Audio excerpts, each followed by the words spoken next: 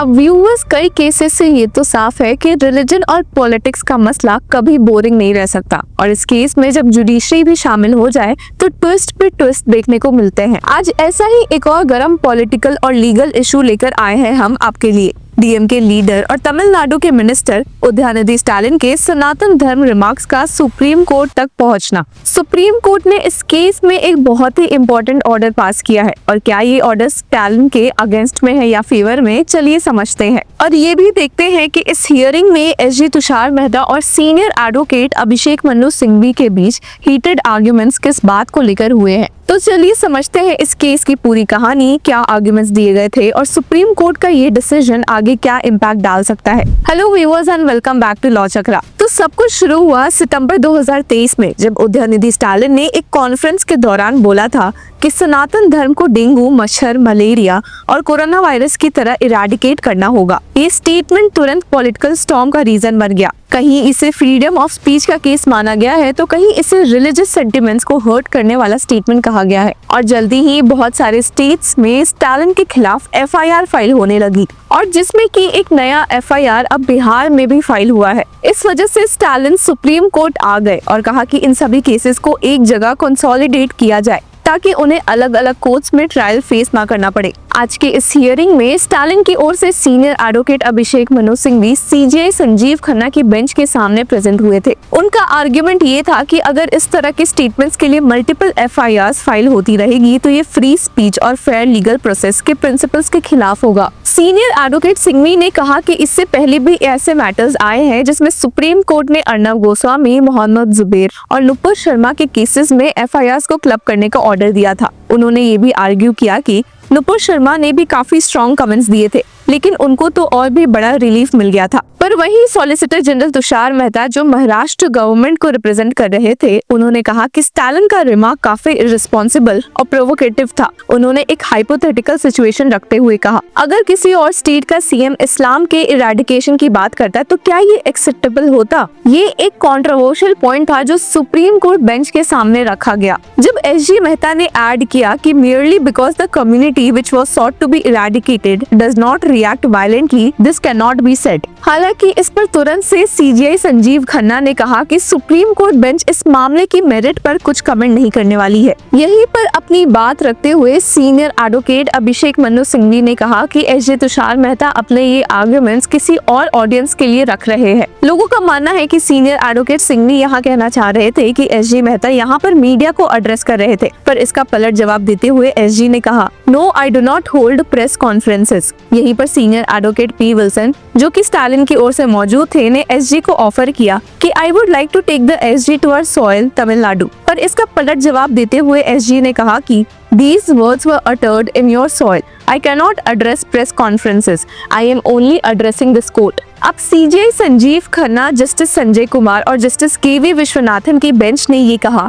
कि स्टालिन के खिलाफ नए एफआईआर तब तक रजिस्टर नहीं किए जा सकेंगे जब तक सुप्रीम कोर्ट उनकी परमिशन नहीं देता। यानी कि इस केस में सुप्रीम कोर्ट ने स्टालिन को रिलीफ दी है। कोर्ट ने ये भी ऑर्डर दिया कि जो एग्जिस्टिंग केसेस है उनको अप्रैल तक कंसोलिडेट कर दिया जाए, और तब तक इंटरिम प्रोटेक्शन कंटिन्यू रहेगा। सीजेआई खन्ना ने ये भी क्लैरिफाई किया कि सुप्रीम कोर्ट फिलहाल कोई पॉलिटिकल या रिलीजियस स्टांस नहीं ले रहा, बल्कि ये सिर्फ लीगल प्रोसेस को स्ट्रीमलाइन करने का एक स्टेप है। हालांकि हियरिंग एक और पॉइंट पर काफी इंटेंस हो गई। जब सुप्रीम कोर्ट बेंच ने अपना ये ऑर्डर सुनाया तो उन्हें एसजी तुषार मेहता ने बताया कि there is a pending matter filed by a public spirited individual seeking court directions that such speeches should automatically lead to FIRs. This case should be tagged with that one। हालांकि जब CJI ने इस मामले में कहा कि I am aware of that case, perhaps I was a part of it as well, but we are not examining the merits or demerits of the statements here, तो SG ने वापस से ये टॉपिक छेड़ा और कहा कि why is this public spirited individual only focused on one religion?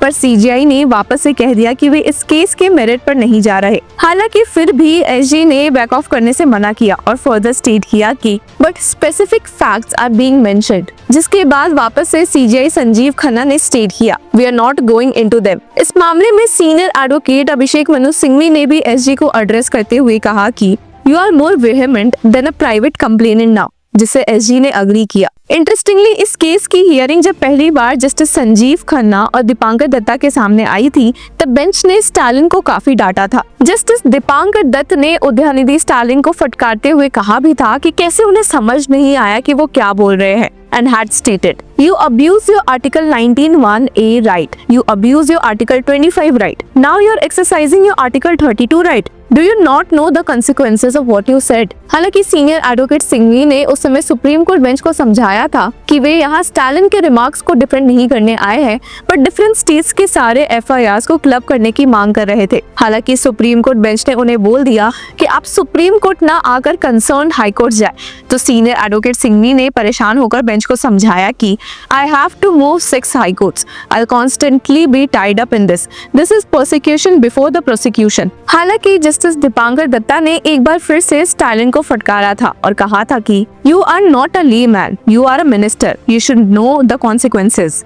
अब सुप्रीम कोर्ट का ये डिसीजन पॉलिटिकली काफी इम्पैक्ट डालने वाला है। डीएमके और स्टालिन सपोर्टर्स इसे एक विक्ट्री के रूप में देख रहे हैं और कह रहे हैं कि ये फ्री स्पीच की जीत है, पर वहीं बीजेपी और राइट विंग्स ग्रुप इसे जुडिशरी के न्यूट्रलिटी का टेस्ट मान रहे हैं और कह रहे हैं कि ये सिर्फ एक टेम्पररी रिलीफ है। अपोजिशन पार्टीज का भी कहना है कि ये डबल स्टैंडर्ड्स है, क्योंकि दूसरे पॉलिटिकल लीडर्स के साथ ऐसे रिलैक्सेशन नहीं दिए गए थे। अब सवाल ये है कि अप्रैल की नेक्स्ट हियरिंग में सुप्रीम कोर्ट इस मामले में क्या ऑर्डर दे सकती है। क्या ये केसेस परमानेंटली एक साथ क्लब हो सकते हैं या नए एफआईआर्स के लिए रास्ता खुल सकता है। ये मुद्दा सिर्फ एक पॉलिटिकल कंट्रोवर्सी नहीं, बल्कि फ्रीडम ऑफ स्पीच और लीगल फेयरनेस का एक बड़ा टेस्ट भी है। क्या आपको लगता है कि सुप्रीम कोर्ट का ये डिसीजन सही है? क्या किसी रिलीजियस बिलीफ के खिलाफ स्टेटमेंट को क्रिमिनलाइज किया जाना चाहिए या फिर ये एक फ्री स्पीच का इशू है? अपने विचार हमें कमेंट सेक्शन में जरूर बताएं और तब तक के लिए keep following law Chakra. Hello law lovers and justice seekers, welcome to law चक्रा।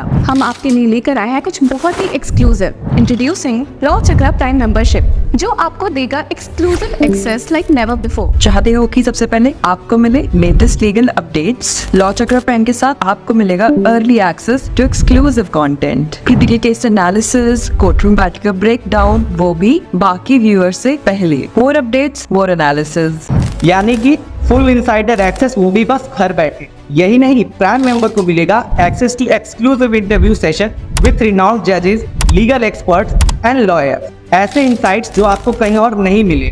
इसी के साथ अगर आप कभी सोचे कि हम कैसे लेकर आते हैं आपके लिए ये लीगल अपडेट्स, तो इसके लिए भी प्राइम मेंबर्स के लिए है हमारे पास एक special sneak peek behind the scenes of law chakra. Brainstorming session से लेकर ब्लूपर्स तक सब कुछ। In short, more content, more update and more analysis. Political legal controversies हो या इन डेप्थ लीगल सेशंस, सब कुछ आपको मिलेगा एट वेरी मिनिमल प्राइस। बनिए लॉ चक्रा की प्राइम मेंबर और अनलॉक कीजिए full potential of legal knowledge. अभी ज्वाइन कीजिए।